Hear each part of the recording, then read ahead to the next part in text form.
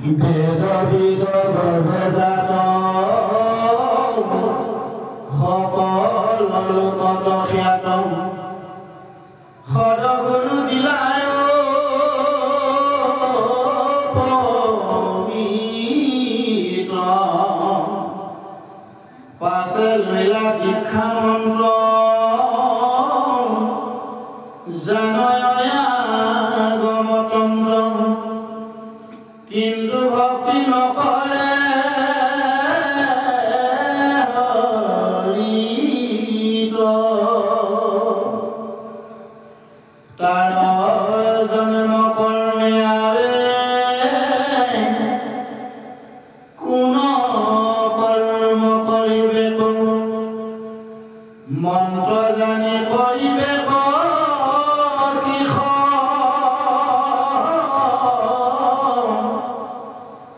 যিটো মহামন্দ ভাগি ভৱতৰি বাক লাগি যিটো জনে নপাইলে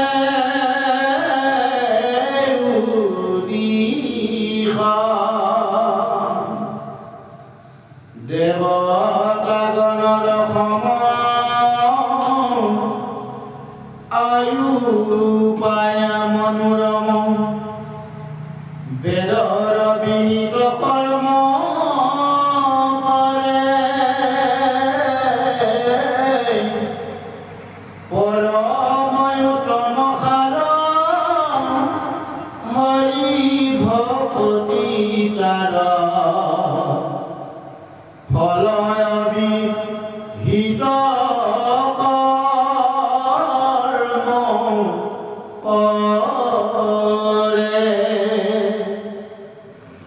শাস্ত্ৰে বা কৰিব যেন খায়া মৰে বিষ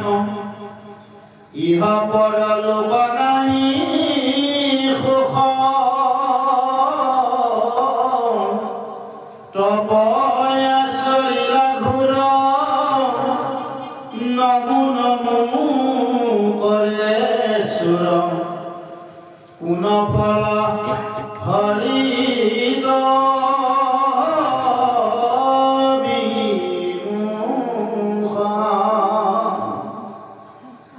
বাক্য আতি চতুৰতা ৰতি নাই হৰি কথা কোন ফল তাৰ চতুৰাদি যেন ঘৰে দৈব্য জাপ বিধাতা বনছিলে তাক লুণ এৰি ফুটি খাৰ খালি চাৰি চুলক একেবাৰে যিজনে কৰিব পাৰে অনেক শাস্ত্ৰ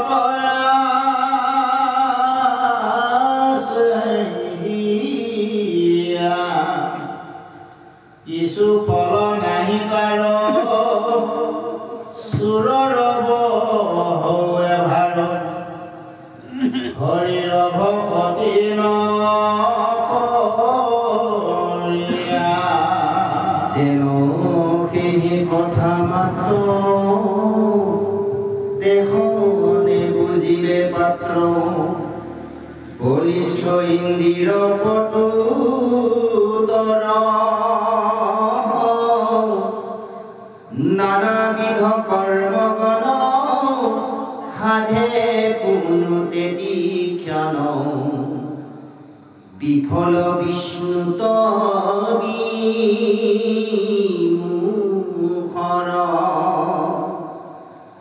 আৰাম কৰয় অষ্টাংগ যোগ এৰিয়া বিষয় ভোগ সাধে দেহ আত্মা জ্ঞান মাত্ৰ নকৰে হৰিত ৰতি কেৱলে শাস্ত্ৰত মতি হেতু একো ফল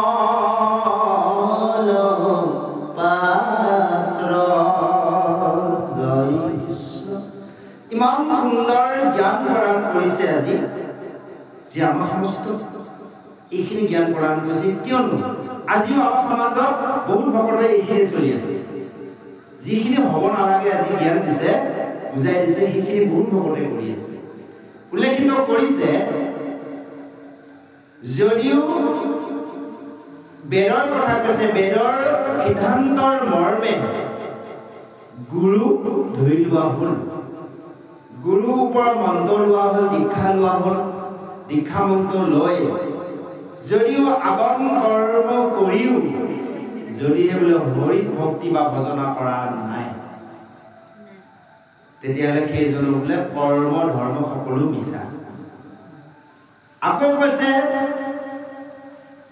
সেইজনৰ জন্ম কৰ্ম সকলোটো মিছা হ'লেই সেই মন্ত্ৰ জানিও কি কৰিব একো কামত নাহে যদি এই হৰি ভজনা কৰা নাই ভক্তি কৰা নাই এই ভৱ সংসাৰখন তৰিব কোনো উপায়ে নাপাব যদিহে হৰি ভজনা কৰা নাই বা হৰি ভক্তি কৰা নাই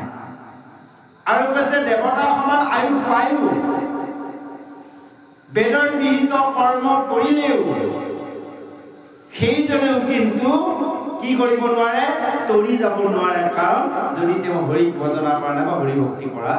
নাই এয়া হ'লে 2 নম্বৰ 3 নম্বৰত কৈছে যদি কোনোবাই শাস্ত্ৰখন বহুত শাস্ত্ৰ কথা জানে গৰ্ভত লৈ আছে কোনোবাই একদম হস্তময় কিতাপখন মাতিব পাৰে গুণমালা মাতিব পাৰে কিন্তু হৰি ভক্তি নাই সেইজনৰ বুলি একো কাম নাই আমাৰ তেনেকুৱা বহুত আছে কিন্তু মানে প্ৰভু বহুত আছে সেইকাৰণে আমি এটা কথাই সদায় চেষ্টা কৰিছোঁ বা আপোনালোককো আমি আহ্বান জনাইছোঁ এই ভাগৱত শাস্ত্ৰ বা কীৰ্তন হওক গুণমালা হওক একেখিনি শাস্ত্ৰ এই সমস্ত শাস্ত্ৰ জ্ঞান লোৱা আমাৰ শক্তি নাই আমি যি 2-4 জানিব পাৰিছোঁ নহ'লে বাৰু জীৱনত যিমান পাৰোঁ প্ৰয়োগ কৰিবলৈ চেষ্টা কৰিব লাগে যে জানিলেও আমি ধেৰজনক আপুনি দেখুৱাৰ প্ৰয়োজন নাই নাজানিলেও নাই জনা যি নজনা দৰে থাকিব লাগিব সেই কথাটো উল্লেখিত কৰিছে আকৌ কৈছে 4 শ্লোক যদি কোনোবাই একেখাৰে মাতি দিব পাৰে গোটেই শাস্ত্ৰৰ যদি তেওঁ জ্ঞান আছে সেইজনৰ কিন্তু যদি হৰি ভক্তি কৰা নাই তেতিয়াহ'লে কি কৈছে চুৰৰ পূজা কঢ়িয়াই পৰা নাই বুলি কৈছে যেনেকৈ চুৰে বস্তু এটা আনিলে সেই বস্তু অংকুৰ চালি গ'ল লৈ গুচি গ'ল এই চুৰহে বুজোৱা বহোৱা হৈছে তাৰমানে এই হৃদয়ত ভগৱন্তৰ নাম ৰাখিছে কিন্তু হৰিত বোলে ভক্তি নাই হ'বনে বাৰু কেতিয়াও নহয় সেইকাৰণে আমি সদায় আমি আহ্বান কৰোঁ কৈছোঁ বা আমিও চেষ্টা কৰিছোঁ যে আমি ইমান নাজানিব পাৰোঁ যি 2-4 শ্লোক জানিছোঁ যি 8 শ্লোক জানিছোঁ তাকে আমি শুদ্ধ সত্যভাৱে ঈশ্বৰৰ কৰ্মখিনি কৰিব লাগে আকৌ উল্লেখিত কৰিছে যদি এনেভাৱে কৰ্ম কৰিছে সেইজনৰ কৰ্ম বিধাই উল্লেখিত কৰিছে যেনেকৈ এজন চুৰে বিপদত পৰিলে ঈশ্বৰৰ নাম লৈ উল্লেখিত কৰিছে চুৰজনে বোলে কি কয় বিপদত পৰিলে নমো হে প্ৰভু ৰক্ষা কৰা তদনু এইসকলে হৃদয়ত এসোপা নাম লয় এসোপা আখৈ ফুটা দি মাতি আছে কিন্তু হৰি ভক্তি নাই সেই চুৰে যেনেকৈ মানে বিপদত নমো কৰা হয় সেই কেইজনো কৰা হৈছে বুলি উল্লেখিত কৰিছে পদফাকি মাতি দিছে বাবু ইমান সুন্দৰকৈ দিছে কৈছে এইখিনি কৈছে শাস্ত্ৰে বা কহিবে কিষ যেন খায়া মৰে বিষ ইহ পৰলোকে নাহি সুখ সেই শাস্ত্ৰ লৈ থাকিও হৃদয়ত একো কৰিব নোৱাৰে সি বিষ খোৱালে হৈ আছে এই লোকতো কৰিব নোৱাৰে পৰলোকতো কৰিব নোৱাৰে কৈছে তপ আচৰিলো ঘূৰ নমো কৰে চুৰ যেতিয়া চুৰে এজনে বিপদত পৰিলে একদম ঈশ্বৰৰ নাম ল'ব চুৰৰ নাম লয়তো এনে নলয় বিপদত পৰিলে লয় সেই তেনেকুৱাই হয় বুলি কৈছে সেইজনৰ সকলো কৰ্ম বিমুখ আৰু সেইজনৰ প্ৰতি বিধাতাই কি হয় সেই লিখনিখন উল্টা কৰি দিয়ে কাৰোবাৰ যদি পাব লগা আছিলে এসোপা তাক উল্টা কৰি দিব নোপোৱা কৰি দিব আৰু সেনেকুৱা এজনৰ লোকৰ গৃহত কি নাথাকে বোলে অকণমান লুণু নাথাকে নিমখ আৰু বাকীটো নাথাকে সুকণ নাথাকে বুলি কৈছে চাউল পাতি নাথাকে তেওঁ নিমখ অকণো নাই দেখিব কোনোবা মানে নিমখনো কাৰোবাৰ ঘৰত খুজিব যোৱা আছে বেয়া নাপাব যদি কাৰোবাৰ তেনেকুৱা হৈছে কিয় হৈছে শাস্ত্ৰ হৈ আছে 1 কেজি নিমখৰ দাম 10 টকা নহয় জানো কিনি আনিলে একেদিনাখনতে শেষ নহয় বহুত খাব পাৰে তাকো কোনোবাই নিমখ বিচাৰি যোৱা মানুহ আছে কি কাৰণত হৈছে আজি শাস্ত্ৰই কৈছে যদিহে এনেভাৱে ঈশ্বৰৰ ভক্তি কৰা নাই তেনেহ'লে তেওঁ কেৱল লুণ কোনো নালাগে নিমখ কোনো নালাগে আজি উল্লেখিত কৰিছে শেষৰ কৈছে যেন সেই কথা মাত্ৰ তেখনে বুজিও পাত্ৰ বলিষ্ঠ ইন্দ্ৰিয় কঠোৰ নানাবিধ কৰ্মগণ সাধে কোনো তেতিখন বিষয় বিষ্ণু বিমুখৰ এই যে বলিষ্ঠ ইন্দ্ৰিয়সকলৰ দৰে দ্বাৰা যদি কৰ্ম কৰি চলিব লগা হৈছে তেনেহ'লে কি বিষ্ণু বিমুখত কৰিব লাগিব সেইকাৰণে আমি ইন্দ্ৰিয়সকলক দমন কৰিব লাগিব ভকত হোৱাটো ডাঙৰ কথা নহয় ভকত হোৱাটো সহজ কিন্তু ইন্দ্ৰিয়ক দমন কৰাটো কি ডাঙৰ কথা হয়নে বাৰু গুৰু গৃহলৈ গ'লো গুৰুৰ পৰা মন্ত্ৰ ল'লো 3 বস্ত্ৰ পৰিধান কৰিলো ভকত সংঘলৈ গ'লো শাস্ত্ৰখন পঢ়িলো নাম গালো এয়া সহজ কথা কিন্তু ইন্দ্ৰিয়ক দমন কৰা দশইন্দ্ৰিয়ক দমন কৰাটো ইয়াত ডাঙৰ কথা সেইকাৰণে কৈছে এই দশ বলিষ্ঠ ইন্দ্ৰিয় সমস্তৰ ফলত পৰি কি হয় সেই বিষ্ণুৰ বিমুখত পৰিব লগা হয় কৰে অষ্টাংগ যোগ এৰিয়া বিষয়বোৰ সাধে দেহ আত্মা জ্ঞান মাত্ৰ নকৰে হৰিতৰতি কেৱলে শাস্ত্ৰমতি নুহে কিটো একো ফল পাত্ৰ যি অষ্টাংগ যোগে প্ৰণাম কৰক সেৱাৰ কৰক তেওঁ আধ্যাত্মিক তত্ত্ব জ্ঞানৰ কথা জানক দেহ আধ্যাত্মিক কথা জানক যদিহে তেওঁ হৰি ভক্তি কৰা নাই তেনেহ'লে কৈছে সেইজনৰ সকলো কৰ্মফল মিছা ইমান সুন্দৰভাৱে বুজাইছে কিয় বুজাইছে আমাৰ বৰ্তমান সেই সমস্ত চলি আছে আপোনালোকে নামিব আমাৰ নাই আমাৰো আছে যে আজি শাস্ত্ৰই যিকেইটা পদ দেখুৱাই থৈ গ'ল ইয়াতে দুই এটা আমাৰো হৈ আছে মাজে মাজে আমি বিষয়টো কৰি আছোঁ কৰ্ম সেইকাৰণে আমাৰ নিজৰ অভিজ্ঞতাৰ পৰা কৈছোঁ সমস্ত ভকতৰ মাজতো এই কৰ্মখিনি চলি আছে যে এইখিনি আমি যেতিয়ালৈ ইন্দ্ৰিয়ক দমন কৰি ত্যাগ কৰিব নোৱাৰিম আজি 10 বছৰতে বৈৰাগ্য ভাৱ আনিব নোৱাৰিম তেতিয়ালৈ কিন্তু আমি কেতিয়াও মুক্তি লাভ কৰিব নোৱাৰিম যাহক সমস্ত আইমাতি সমস্ত আহক আৰু অকণমান পৰে আজি 24 চন্দ্ৰ সামৰণিলৈ আগবাঢ়িছে আহক আমি শ্ৰৱণ কৰোঁ জয় কৃষ্ণ বেদ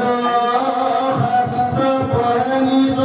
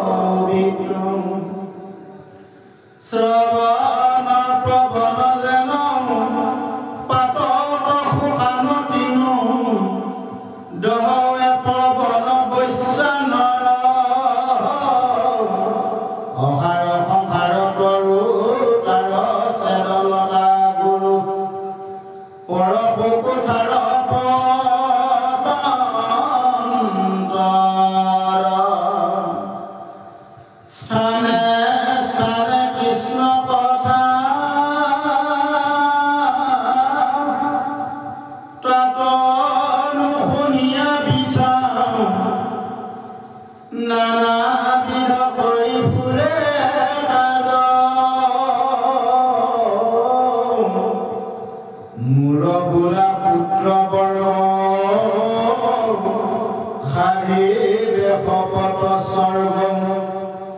ই কথা শুনন্তে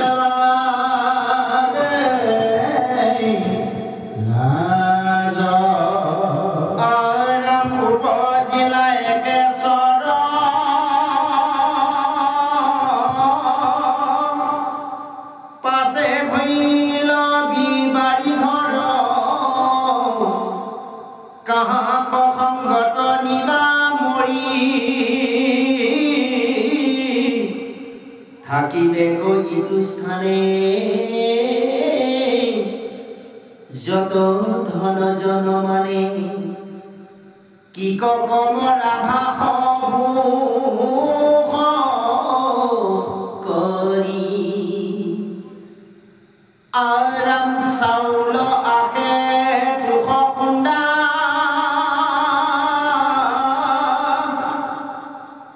পজলানি আৰু গুন্দা ৰাতি দিনে ভেসা ভেস কৰি ভবিষ্যত দুতগণে সকলে কৰিব সন্ন জানি জানতে ভুলা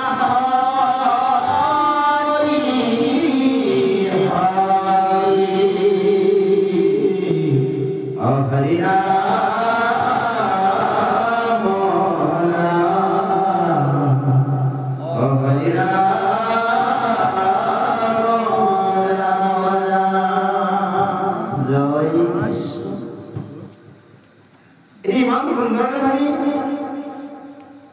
বৰ্তমান যুগৰ আমি ভকত সমস্তই কৰি থকা কিছুমান কৰ্ম ভুল হৈ থকা কিছুমান ৰীতি নীতি আজি 10 বছৰ আগত নাৰদে আৰু মধ্যমুনি বিদুৰক ল'ৰা ছোৱালীয়ে সমস্তজনকে সোঁৱৰাই দিছে অৰ্থাৎ বুজাই দিছে কৈছে বেদ শাস্ত্ৰ যদিও সদায় পঢ়ে এজন ভকতে যদিহে তেওঁ হৃদয়খন ভগৱন্তক দিব পৰা নাই নিজকে কৈ ফুৰে ভজনীয়া মই আজি ইমান বছৰ হ'ল মই ভজন লোৱা কৈ আছে একো কাম নাই বুলি কৈছে কোনোবাই কাইলৈ শৰণ ভজন লৈও তৰি যাব কোনোবাই আজি 40-50 বছৰ আগত ভজন লৈও তৰিব নোৱাৰিব যদিহে আজি এই শাস্ত্ৰই চতুৰ্থ স্কন্ধই দিয়াৰ ৰীতি নীতিৰ মাজত কৰ্ম কৰা নাই উল্লেখিত হৈছে বেদৰ শাস্ত্ৰ পঢ়ে নিতে নাহি মাধৱ বটচিত ভোজনীয়া নাম মাত্ৰ লবে সন্যাসী হৈ যায় ভকতি গোন্ধই নাই নিৰথ দণ্ড মাত্ৰ ৰবে যে কিবা সেইজনৰ কোনোলে ভকতি গোন্ধই নাই আপোনালোকে গম পাবই ভকত কুঞ্জৰ কাৰ ভকতি গোন্ধ আছে দেখিলেই গম পাব কোনোবা কাৰোবাক দেখাৰ লগে লগে হেই আপুনি যদি মাতে উঠে জানিব এইজন ভকতি গোন্ধ নাই যদি দেখালৈ প্ৰভু ৰাম কৃষ্ণ কৃষ্ণ যদি মুখত ভাৱটো আছে মুখত যদি আহিছে দেখাৰ লগে লগে জানিব ইমান সহজে এই কৃষ্ণ শব্দটো যেতিয়া নোলায় হয়নে বাৰু যাৰ ভিতৰত আছে তেওঁ কিন্তু ওলাবই আগতে যা নাই বেলেগ কিবা কৈ দিব যে এই কথাটো কৈছে সেই মানে ভকতি গোন্ধ তাতে চিনি পোৱা যায় আৰু সেইসকলে সন্যাসী দৰে ফুৰে যিসকলে নেকি মাধৱ ভগৱন্তক হৃদয় সঞ্চিত দিব পৰা নাই আৰু কৈছে অনেক কৰ্ম কৰে সেইসকলক কিন্তু একো ফল নধৰে যদিহে ভকতি নকয় আৰু কৈছে যি যেনৰ নিজৰ কৰ্ম এই গ্ৰাম্য কৈছে যিসকলে নিজৰ কৰ্ম ঈশ্বৰৰ কৰ্মবোৰ এৰি গ্ৰাম্য কথাত ব্যস্ত হৈ থাকে সেইসকলো কৈছে একেই ব্যৱস্থা বা একেই অৱস্থা হয় আৰু কৈছে কৃষ্ণ ভগৱন্তক যদিহে হৃদয়খন দিব নোৱাৰে সেইকাৰণে আমাক কৈছে গ্ৰাম্য কথা কথন মলিন হয় বাণী তাক শুদ্ধ কৰোঁ কৃষ্ণ কথা ক'ব খালি এতিয়া আমি গ্ৰাম্য কথা বিষয়ৰ কথা পাতিলে আমাৰ মুখৰ বাক্যবোৰ জোঠা হৈ যায় অকল মুখৰ বাক্য জোঠা নোহোৱা নহয় আমাৰ সমস্ত হৃদয়খন লেতেৰা হৈ যায় সেইকাৰণে আমি কি কৰিব লাগে কৃষ্ণ কথা পাতিব লাগে ইয়াতে উল্লেখিত হৈছে সেইসকল লোকে কি কয় কেৱল গ্ৰাম্য কথা পাতে কাৰোবাক লগ পাই গ'লে কৃষ্ণ কথাটো নাই গোন্ধই নাই বুলি কৈছে বিষয়ৰ কথা সুধিব নোহোৱা না ভুল কথা সুধি থাকিব একো প্ৰয়োজন নাই লগ পাইছোঁ কাৰোবাক ভাল বেয়া সুধিলোঁ যদি পাতিলে কৃষ্ণ কথা পাতিলে নাপাতিলে নাই বিষয়ৰ কথা পাতাৰ কি প্ৰয়োজন আছে একো প্ৰয়োজন নাই প্ৰথমে ভাল বেয়া বিষয়ৰ কথা আহিবই তাকো কৃষ্ণ নামেৰে আহিব লাগিব এই কথাখিনি উল্লেখিত কৈছে আৰু ৰত্নাকৰ দিজয় আজি কবিজনাই এইখিনিতে আমালৈ এটি উপদেশ প্ৰদান কৰিছে কৈছে ৰত্নাকৰ দিজয় কৈছে যদি এই ভৱ সংসাৰখন তৰিবৰ বাবে সকলোৱে কিন্তু কি আছে সেই ঔষধটো কুছতে আছে কুছত ল বুলি কয় তে আমাৰ লগতে কুলাতে আছে তাৰমানে সেই ঔষধ পালি বেলেগৰ আমি বিচাৰিব নালাগে সেই পালি ঔষধ আমাৰ কুছতে আছে তাৰ আমাৰ হৃদয়তে আছে নাম আমাৰ হৃদয়ত আছে সেই নাম আমি জাগ্ৰত কৰিব পৰা নাই কিয় নাই আমাৰ মায়াৰ বিষয়ে পাপে ভৰি আছে সেইকাৰণে কৈছে নাম আছে থালি ভৰি অ মোহৰা ভকত আছে বহি মুখে নোলাই হৰি নাম পাপে আছে বেহি কেনেকৈ ওলাব বিষয় কৰ্ম কৰোঁতে বিষয়া কথা পাতোঁতে জিভাৰ মুখ সমস্ত আমাৰ লেতেৰা হৈ গ'ল কেনেকৈ কৃষ্ণ নাম ওলাব আজৰি থাকিলেও নাহিব তাক আমি আজৰিব নালাগে এই ব্যৱস্থাৰ মাধ্যমে যদি আমি পৰিষ্কাৰ কৰোঁ অলপকৈ পৰিষ্কাৰ কৰাৰ পিছত নিজেই ওলাই আহিব সেয়েহে কৈছে চতুৰ্থ স্কন্ধৰ যি পদ এই পদ মই ৰচনা কৰিলোঁ যে আজি দশ প্ৰচেতকৰ যি চৰিত্ৰ কথা উল্লেখিত কৰিলোঁ এই চৰিত্ৰত কেৱল মাধৱৰ গুণৰ নাম কথা উল্লেখিত আছে সেই মাধৱৰ গুণৰ নামে মহা মহা তীৰ্থতকৈও কিন্তু পবিত্ৰ যে আজি আমি তীৰ্থৰ দৰ্শনলৈ গ'লোঁ এই প্ৰসংগলৈ গ'ল বহুতে কাইলৈ স্নান কৰিবগৈ ৰাতিপুৱা মানে অহা কাইলৈ মানে পৰহিলৈ ৰাতিপুৱা ঢল পোৱাতে নহয় জানো ধৰ্ম পোৱাতে কিন্তু সেয়াত গ'লে আমি যি ফল পাম তেনেকুৱা 10-15-20 তীৰ্থত গ'লেও আমি তাতোকৈ বেছি ফল পাম ইয়াতে পাম এইটো উল্লেখিত হৈছে মাধৱৰ নাম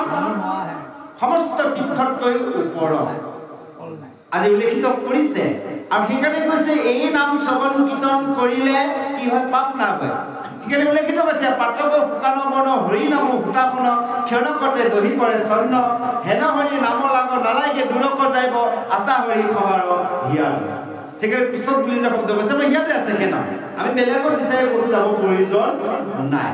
আমাৰ হৃদয়তে সমস্ত আছে সেই নাম আমি কিন্তু জাগ্ৰত কৰিব লাগিব কেনে ব্যৱস্থাই দি এই যে আমি অলপ আগত ওলাই গ'ল গুৰুৰ পৰা যি আমি মন্ত্ৰ ল'লোঁ দীক্ষা মন্ত্ৰ ল'লোঁ সেই মন্ত্ৰৰ দ্বাৰা আমি সদায় ঈশ্বৰক ভজিব লাগিব আৰু সাধু সংগত থাকি আমি হৃদয়খন ভগৱন্তক নিবেদন কৰি শাস্ত্ৰ কথা শ্ৰৱণ কীৰ্তন কৰিব লাগিব তেনেহ'লে সেই নাম আমাৰ উদ্ধাৰ হ'ব সেয়ে কৈছে এই সংসাৰখনত সমস্ত বিষয় যিবোৰ আছে পাপ বুলি কৈছে তাক তুলনা দিছে শুকান গছ বন লতা তৰুলৈ মানে তুলনা দিছে তাতো আকৌ তুলনা দিছে হৰিনাম আকৌ কি অগ্নি জুই নহয় অগ্নি তুলনা দিছে জুই আকৌ তাতে উল্লেখিত কৈছে যেনেকৈ শুকান বন এডালত সেই এডালত যদি অকণমান জুই লাগিল যদিহে কিবা মানে হাৱা লাগিল সেই দিশে যিমান শুকান বন আছে সমস্ত পুৰি পেলাব তদনুৰূপ একজনে যদি নাম উচ্চাৰে শুনে মানে সমস্ত পাপৰ এই এজনে যে নাম উচ্চাৰণ কৰিলে এই যিমান শুনিলে হাৱাত মানে এই শব্দ ব্ৰহ্ম যিমান দূৰলৈ বিস্তাৰিত হ'ল যিমান পাপ আছিল সমস্ত নাশ হৈ যায় সেই উল্লেখিত কৰিছে জন্ম হওঁতে অকলে আহিছা হয়নে বাৰু তাৰপিছতে আহি এখন ঘৰ পালা এখন গৃহস্থ ঘৰ পৰাই তুমি দুদিনমান থাকিলা যাওঁতে কাক লৈ যাব কাকোতো নিব নোৱাৰো এয়া মোৰ পুত্ৰ এয়া মোৰ ধন এয়া মোৰ ভাইজা এয়া মোৰ ছোৱালী এয়া মোৰ নাতি কৈ আছে যাব কোনোবা লগত কোনেও নাযায় যাওঁতে অকলে যাব লাগিব সেই জীৱনত কৰা কৰ্মৰ দ্বাৰাই আপোনালোক আমি সমস্যাই যি কৰিলোঁ তাৰ ফলটো আমি ভুগিব লাগিব যদি ভাল কৰ্ম কৰিছোঁ ভাল ফল পাম আৰু যদি বেয়া কৰ্ম কৰিছোঁ বেয়া ফল ভোগ কৰিব লাগিব যদি শুদ্ধভাৱে কৃষ্ণ বুজিছোঁ বৈকুণ্ঠলৈ যাম যদি পুণ্য কৰ্ম কৰিছোঁ স্বৰ্গলৈ যাম যদি পাপ কৰ্ম কৰিছোঁ নৰকলৈ যাব লাগিব তাত কোনো ল'ৰা ছোৱালী নাতি পুতিয়ে বুজিব নাযায় সেই উল্লেখিত কৰিছে আকৌ কৈছে এনেভাৱে ধন জন যিমানবোৰ আছে সকলো ইয়াতে ৰ'ব কেৱল নিজে লগত যাব লাগিব জীৱনৰ কৰা কৰ্মফল লগত লৈ এই কথাখিনিকে উল্লেখিত কৰি শেষত কৈছে যে যদিহে এনে বিষয়ে ভোগত থকা যায় তেনেহ'লে সেইজনক কি কৰিব অন্তিম সময়ত জমদূতে আহি ধৰি বান্ধি লৈ যমনগৰলৈ নিব এই কথাখিনি জানি সকলোৱে শুদ্ধ সত্যভাৱে হৰি হৰি বোলা বুলি আজি কবিজনাই সেই নিশ্চয় কবিজনাই সুন্দৰভাৱে কৈছে ৰত্নাকৰ নিশ্চয় কবিজনাই যাৰ সমস্ত আই মাতি সমস্ত সময় প্ৰতি লক্ষ্য ৰাখি আমি ইয়াখনৰ প্ৰগতি লৈছোঁ।